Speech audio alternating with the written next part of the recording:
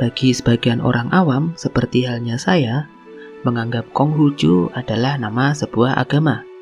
Tapi sebenarnya, Konghucu atau Kongzi, atau dipanggil juga Kongfuzi, merupakan seorang ahli fikir serta filsuf yang termasyhur di Cina. Pemikiran Konghucu dikembangkan menjadi sebuah sistem falsafah yang luas dan lengkap, dan yang disebut Konfusianisme. Konghucu kerap dianggap sebagai pendiri sebuah agama.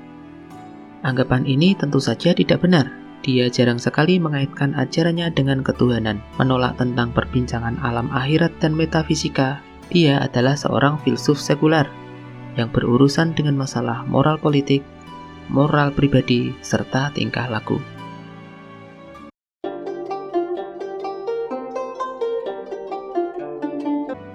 Konghucu lahir sekitar tahun 551 sebelum Masehi di negara Lu, yang sekarang merupakan bagian dari provinsi Shandong di daratan Cina.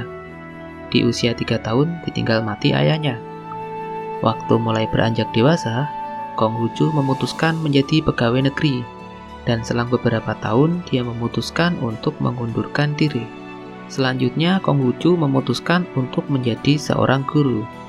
Lama-kelamaan, banyak yang mengikuti ajaran filosofinya. Konghucu menjadi orang yang punya pengaruh di pemerintahan Lu, dan menginjak usia 50 tahun, dia mempunyai kedudukan tinggi di negara Lu.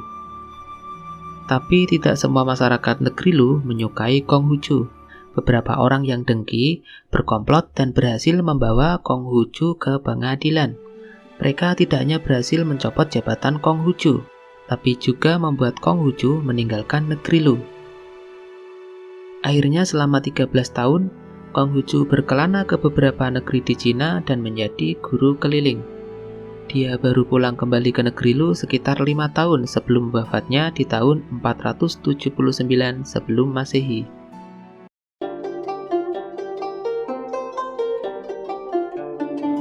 Menurut Konghucu, ada 2 nilai yang teramat penting, yaitu yen dan li.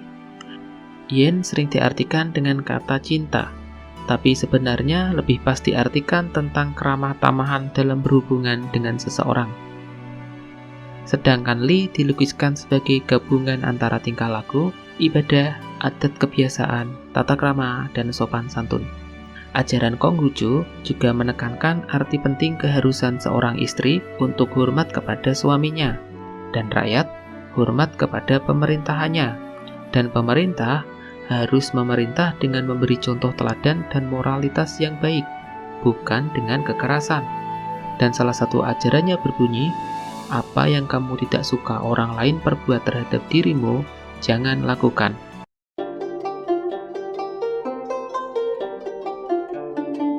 Konghucu hidup di zaman dinasti Zhou, di mana kehidupan intelektual di Cina sedang tumbuh.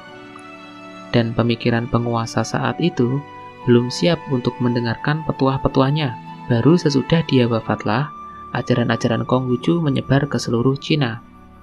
Tapi ajaran Konghucu mengalami masa suram setelah munculnya dinasti Qin pada tahun 221 sebelum Masehi.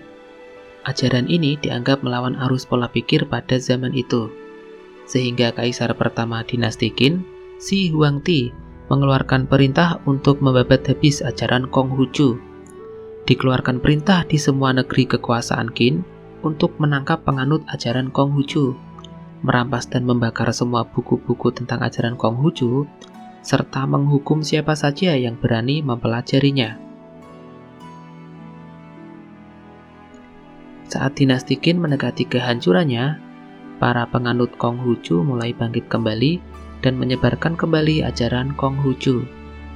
Dan di masa selanjutnya, ketika dinasti Han berkuasa pada tahun 206 sebelum Masehi, Konfusianisme menjadi filsafat resmi negara. Mulai dari masa dinasti Han, kaisar-kaisar Cina mengembangkan seleksi ujian bagi mereka yang ingin menjadi pegawai negeri. Salah satu mata ujian adalah filosofi dasar Konghucu. Berhubung menjadi pegawai negeri merupakan profesi yang diminati kala itu, selain karena jaminan kesejahteraan material, juga meningkatnya status sosial di masyarakat, yang berdampak pada banyaknya pelajar dan intelektual Cina menekuni dan mempelajari khasanah tulisan-tulisan Konghucu. Faktor ini juga yang turut membesarkan ajaran Konghucu di Cina. Selama berabad-abad, pegawai negeri di Cina merupakan orang yang pandangannya berpijak pada filosofi Konghucu. Sistem ini berlangsung hampir selama 2000 tahun, dari tahun 100 sebelum Masehi sampai 1900 Masehi. Tapi Konfusianisme bukan hanya menjadi filsafat resmi negara, tapi juga diterima dan dihayati oleh sebagian besar orang Cina. Ajaran Konghucu begitu dekat bersentuhan dengan pandangan mendasar penduduk Cina. Konfusianisme menekankan kewajiban-kewajiban pribadi ketimbang menonjolkan hak-haknya. Tampaknya sukar diterima dan kurang menarik bagi ukuran dunia barat. Sebagai filosofi kenegaraan, Konfusianisme sangat efektif, diukur dari sudut memelihara kerukunan dan kesejahteraan dalam negeri Cina selama kurang lebih 2000 tahun lamanya.